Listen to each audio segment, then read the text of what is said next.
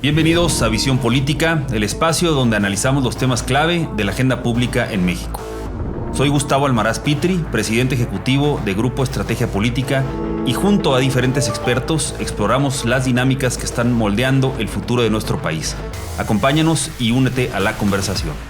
Bienvenidos a Visión Política, gracias por sintonizarnos. Soy Gustavo Almaraz Pitri, presidente ejecutivo de Grupo Estrategia Política, el primer despacho especializado en asuntos públicos en México con más de 28 años de experiencia, respaldando al sector privado en su interacción con la vida pública y política del país. El día de hoy hablaremos de un tema muy relevante para el sector productivo y el sector del trabajo en nuestro país, y hablaremos de la reducción de la jornada laboral en México. Se trata de una reforma construida mediante un amplio proceso de diálogo técnico con participación del gobierno federal, del sector empresarial, del sector obrero, academia y organismos internacionales. Incluso me atrevería yo a decir que probablemente de todas las reformas que hemos visto en los últimos 7 años, esta es la reforma a la cual más tiempo de discusión se le ha dado por los alcances y las implicaciones que esto puede llegar a tener. Y para ello tenemos a un invitado especial que nos hablará respecto de los impactos, su visión y sobre todo la implementación de esta reforma. Diego Naveda, que es consultor senior de Grupo Estrategia Política y vicepresidente del Comité de Capital Humano y Asuntos Laborales en American Chamber of Commerce. Diego, bienvenido y gracias por estar en Visión Política. Muchas gracias, Gustavo. Sin duda es un momento clave para entender esta reforma en materia de 40 horas. Como bien decías, es uno de los cambios más profundos en el sector laboral y que vale la pena irlo desglosando. Además, hoy estamos ya por ver su aprobación de la reforma constitucional en comisiones de la Cámara de Diputados, que funge como Cámara Revisora. Entonces, estaremos ya adentrándonos un poquito también en el qué sigue en el proceso legislativo. Pues mira, entremos al análisis. Sin duda, como se comentó, este tema ha ocupado un lugar central en la agenda pública desde el inicio de la administración, incluso yo diría del presidente López Obrador. Más o menos a la mitad de su administración esto empezó a ser tema, y por supuesto hoy en la administración de la presidenta Claudia Sheinbaum. Su relevancia tiene efectos multifactoriales, es una política pública laboral relevante, se inserta en una discusión global sobre productividad y tiempo de trabajo, y se ha dicho mucho que México mantiene uno de los mayores promedios de horas trabajadas. Hay estimaciones que resaltan que cerca del 64% de las personas trabajadoras podrían verse beneficiadas con esta implementación. Como digo, México figura entre los países donde más horas se trabaja al año. Platícanos y danos un poco el antecedente de por qué estamos ahorita viendo ya el avance de una reforma y lo que falta.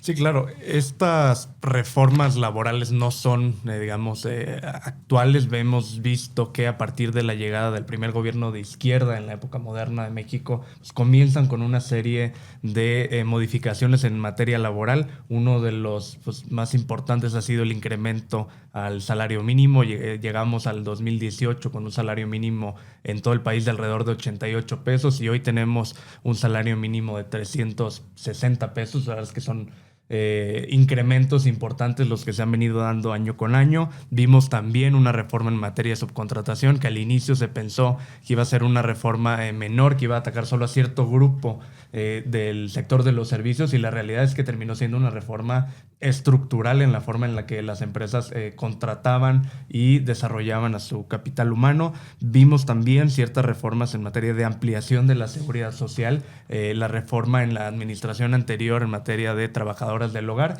y ya en esta administración, como parte de los compromisos de la presidenta Sheinbaum, vemos la reforma en materia de plataformas digitales, que es de hecho la primera reforma laboral que procesa el gobierno de la presidenta Claudia Sheinbaum. Y particularmente en el tema de la jornada laboral, seguramente te acordarás que esta discusión comenzaba en medios de comunicación, algunos grandes empresarios diciendo: yo creo que deberíamos estar trabajando 3 días a la semana y no los 6 días que se trabajan.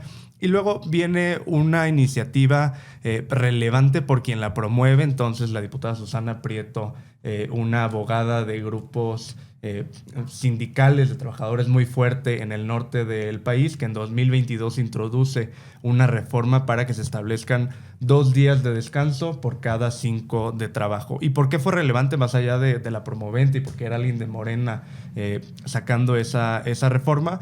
Porque es la primera reforma que tiene una dictaminación en comisiones. Fue una reforma constitucional que se aprobó en las comisiones de la Cámara de Diputados y que después de algunas negociaciones y diálogo también del sector privado con el gobierno, pues tratan de decir, vamos a ponerle pausa a esto. Venimos de una serie de reformas laborales que han sido estructurales. Realmente no hay que olvidar también la reforma que se da en 2019 después del nuevo USMCA o el TEMEC, en el cual se introducen estos conceptos de libertad sindical y negociación colectiva, que sin duda fue otra de las grandes reformas que tuvo la administración anterior. Entonces, con todos esos antecedentes es que llegamos a esta discusión. Y bueno, no dejar de decir también la reforma en materia de vacaciones, que duplica prácticamente los días de vacaciones, y la ley Silla, entre otras que todavía no terminan de implementarse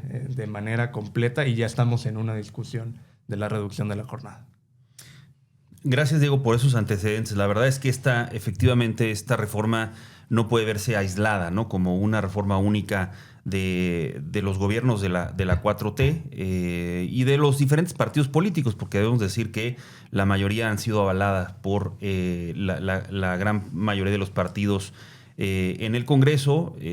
Creo que hay que destacar también que Movimiento Ciudadano ha sido uno de los actores más incisivos en estos temas laborales. Ellos incluso tienen visiones para ajustar la reforma de la jornada laboral. Pero bien importante que hayas comentado todo lo que ha pasado alrededor de los trabajadores, los beneficios, los derechos y por supuesto los costos que esto representa para los patrones. Pero bueno, entrando al tema de la propuesta, vimos que el gobierno federal mandó 2 reformas importantes. Una a nivel de cambio constitucional, que habla de una jornada máxima de 40 horas semanales, días de descanso. Mira, no voy a entrar porque quiero que tú lo describas. Y luego reformas también a leyes secundarias, ¿no? A la Ley Federal del Trabajo. Entonces, platícanos un poco, ahora sí, específicamente qué consiste estas reformas que estamos viendo, Diego. Claro, si quieres platicamos un poquito sobre el proceso y cómo se va a ver y por qué hay 2 reformas, ¿no? Primero, la Constitución hoy establece esta jornada de 48 horas y desde la Constitución se tiene que hacer la reducción a las 40 horas. Pero al mismo tiempo la presidenta decide enviar al Senado de la República ambas iniciativas para reformar también la ley secundaria, que es la reforma a la Ley Federal del Trabajo. Necesitamos que el proceso legislativo de la reforma constitucional concluya para entonces poder comenzar a discutir la reforma a la Ley Federal del Trabajo. La verdad es que la constitucional probablemente terminará su discusión y aprobación, tendrá que ir a los congresos de los estados, que el Senado declare su constitucionalidad y se publique en el DOF. Eso probablemente lo vamos a ver en los primeros días de marzo, en las próximas par de semanas, y después viene ya la discusión en forma de la Ley Federal del Trabajo. ¿Te parece adecuado, Diego, que haya sido a nivel constitucional la reforma?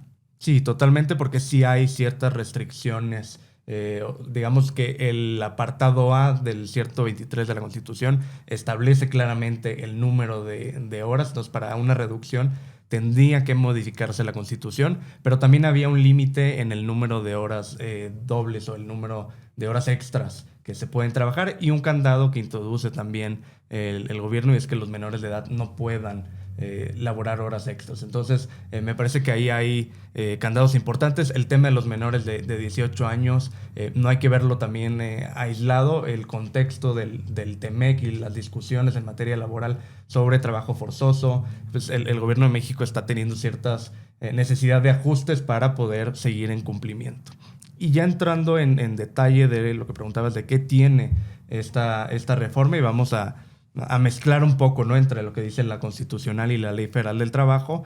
Como ya decíamos, hay una reducción de la jornada de 48 a 40 horas semanales de jornada ordinaria, que es muy importante distinguirlo de lo que es la jornada extraordinaria. Tenemos que esta reducción de horas va a ser gradual, va a haber una reducción de 2 horas por cada año, empezando a partir del 1 de enero del 2027, para tener en 2027 46 horas, 2028 44, 2029 42 y en 2030 lograr ese objetivo de las 40 horas. Viene también un incremento del límite de horas extras, que es lo que platicábamos ahorita, de 9 horas semanales extras a 12 por semana. Es decir, vamos a tener hacia 2030 una jornada ordinaria de 40 horas, más 12 horas extras que se pagan al doble. Y luego en la Ley Federal del Trabajo viene un límite de las horas que se pagan triples. Dice la ley que aquellas que exceden de la jornada extraordinaria deberán de pagarse al triple. Algo muy relevante es que las horas triples, como se le conoce comúnmente, antes no tenían un límite. Y esa era una medida de muchas empresas de pago las horas triples que sean necesarias con tal de generar la productividad y las condiciones además de trabajo. Muchas veces no eran horas que realmente las laborara el trabajador. A veces era necesidad de traslados. Tú bien sabes que en la mina, en el sector de la manufactura, pues hay trabajadores que tienen que trasladarse por muchas horas y las empresas dicen, bueno, yo te considero este tiempo dentro de la jornada y te lo pago realmente con lo que establece la ley. Entonces, un cambio bien relevante es que ahora la Ley Federal del Trabajo introduce un límite de 4 horas triples. Entonces, vamos a tener al final, a partir del 2027, una jornada legal máxima de 59. Cuando antes las jornadas eran de 61, 70, se habla hasta de 80 horas, ¿no? Un tema bien relevante que hay que observar es que este límite de las 4 horas triples no tiene un transitorio. Es decir, a partir de que se aplique la reforma o se publique la reforma, el límite de las horas triples, estas 4 horas de las que estamos hablando, entra en vigor. Entonces, el primer cambio en horas lo vamos a ver realmente sí en este año. Vamos a tener las 48 horas de la jornada ordinaria, porque todavía no hay reducción. Uh-huh. Vamos a tener las 9 horas, porque ahí todavía no entra en vigor la extensión a las 12 horas, uh-huh. Pero vamos a tener ya un límite en las horas triples, que son 4. Y ese me parece que va a ser el primer impacto que va a sentir el sector privado a partir de que se publique la reforma en el diario oficial de la Federación. Diego, perdón que te interrumpa aquí, nada más. Recuérdame que entra después de, por ejemplo, ¿qué mecanismo legal entra después o para proteger estas 4 horas triples?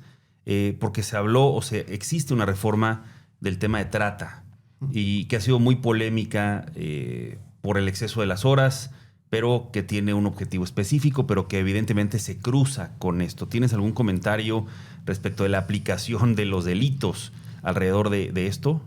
Sí, la realidad es que específicamente no hay un transitorio, no hay una disposición que aborde el tema de la trata de personas o de pero sigue en vigor delito la reforma, de trata. ¿no? Sigue en vigor la reforma. Se hablaba de que podía haber una contrarreforma. La verdad es que no la ha habido y ahí sigue ese riesgo para el sector privado. Me parece que lo único que puede darle certeza es que, y creo que así lo abordas, al poner ya este límite de las 4 horas triples, pues ya estás definiendo en la ley un límite de horas. Ya no es a libre decisión o voluntad, porque no había un límite. Ahora, al tener este límite de las 4 horas triples, pues ya está muy clara cuál es la línea. Te pasas y ya estás en la trata de personas, que podría constituir, ¿no? como delito. La trata de personas. Ya. Otro cambio brevemente relevante es que la definición de jornada laboral cambia en la Ley Federal del Trabajo. Antes la jornada laboral se entendía o empezaba a correr las horas a partir de que el trabajador estaba a disposición de la empresa o del patrón. Es decir, que llegaba. A partir de que llegaba o de que lo recogías a lo mejor en algún lugar, ya comenzaban a correr las horas. Ahora el cambio de la definición dice que la jornada se considerará cuando el trabajador estaba haciendo actividades propias de su actividad. Es decir, a partir de que está efectivamente trabajando. Es este concepto que se usa en otros países como la jornada efectivamente laboral. Es decir, quitas traslados. Quitas, por ejemplo, traslados. Podría entenderse que se quitan tiempos de descanso. Aquí me parece que va a tener que haber también una discusión con el gobierno de qué se entiende realmente, porque estrictamente pues, el descanso pues es una suspensión de actividades. El traslado también es una suspensión de actividades. Pero por su lado los trabajadores van a decir, pues sí, pero yo no decidí estar aquí pasando este tiempo, ¿no? Claro. Es parte de mi actividad, y para que yo desarrolle mis actividades, pues este tiempo de descanso lo necesito. Y en un contexto con el tema, por ejemplo, de la ley Silla, ¿no? Que ahora exige tener más tiempo de descanso. Entonces van a ser temas que están en la ley. Hay mucho de esto que fue acuerdo con el sector privado, con el sector patronal, pero que todavía va a requerir cierto ajuste. Y un tema adicional muy relevante es que a partir del enero del 2027 entra la obligación del registro electrónico de la jornada laboral.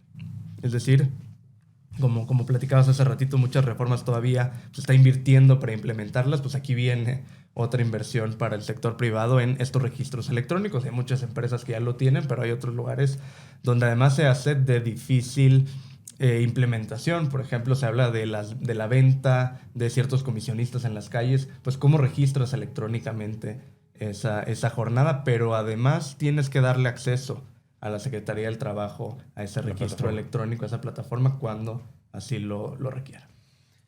Pues sí, son cambios profundos, y en ese sentido pues me gustaría tener y tratar de darle esta dimensión a quienes escuchan el podcast, ¿no? En el marco original, que data del 1917, han pasado ya más de 100 años, ¿no? De que no se tenían cambios en esta materia, ¿no, Diego? Y México aparece, como decía yo, en la OCDE como uno de los países con mayores jornadas, junto con Colombia, Costa Rica y Chile.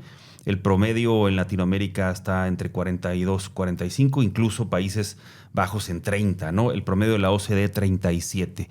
¿Qué ves en términos de la implementación de esta reforma? ¿Tiene efectos políticos? ¿Tiene efectos económicos? ¿Tiene efectos laborales?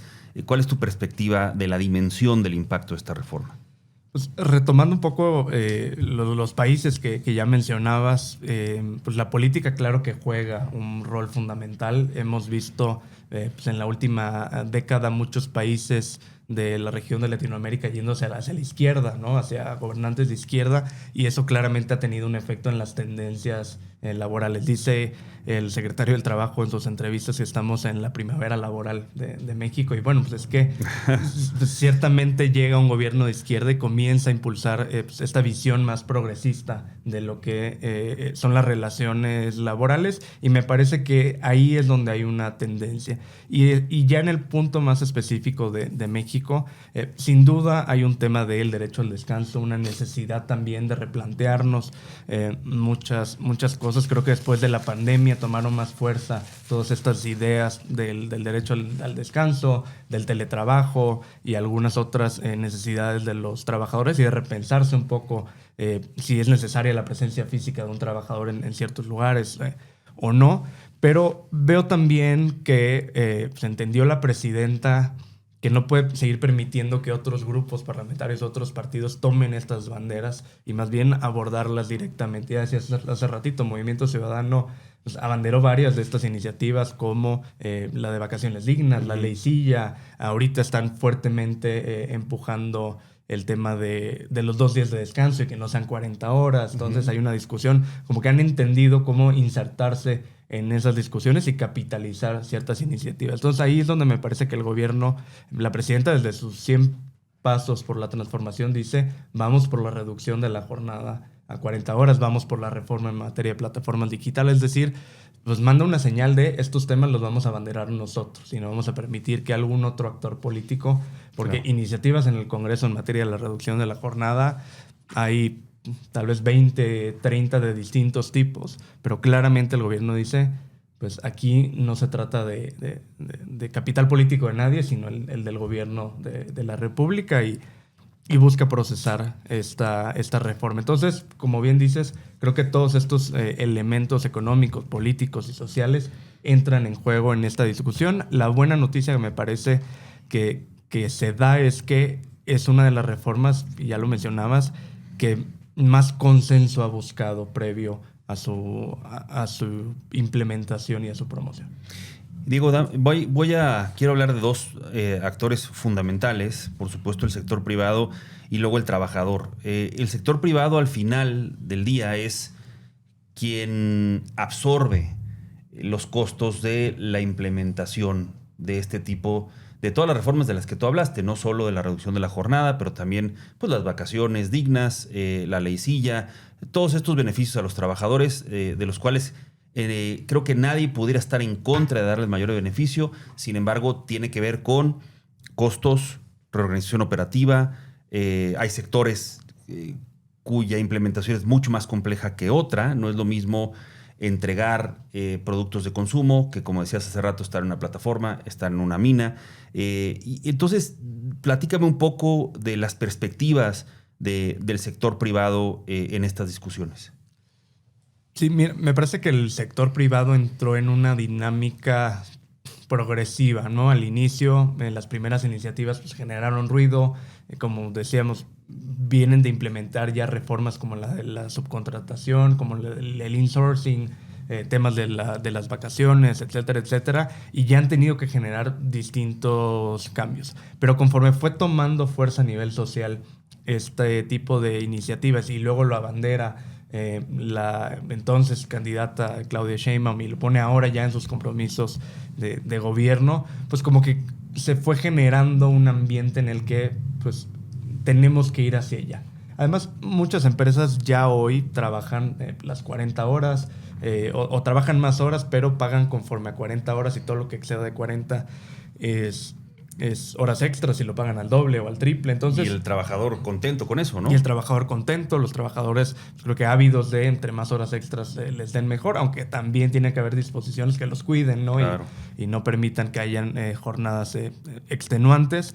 Pero me parece que sin duda el sector privado ha jugado un rol fundamental. Me parece que fue muy acertada la idea de llegar a la mesa diciendo sí vamos con las 40 horas, pero vamos en cierta gradualidad, no lo implementemos de un día para otro. Es decir, poniendo ideas sobre la mesa de cómo sí poderlo implementar. Me parece que aún así la reforma se queda corta en mecanismos de flexibilidad.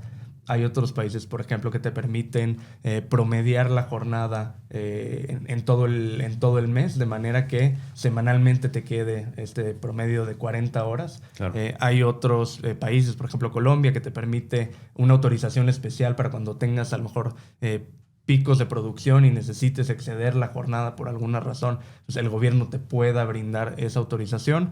Entonces, recapitulando, acertada la posición del sector privado de decir, sí vamos con las 40 horas, pero hagámoslo de esta manera. Y del lado del gobierno, acertado también que hayan abierto este espacio de interlocución y de haber construido una iniciativa de consenso, aunque personalmente creo que se queda corto en estos mecanismos de flexibilidad y que algunos sectores lo van a ir resintiendo en la implementación.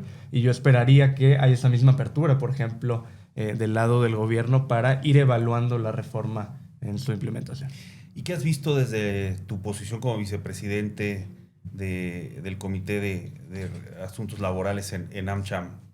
Pues muchas de las empresas, como te decía, diciendo, a ver, nosotros ya trabajamos las 40 horas, nosotros a partir de las 40 todo lo que se trabaje lo pagamos al doble o al triple. La realidad es que hay una coincidencia en eso, pero varias otras empresas sí pidiendo estos mecanismos pues, de flexibilidad que les puedan dar pues, justamente esas oportunidades. Hay picos de producción, hay temporadas altas en el sector de las ventas.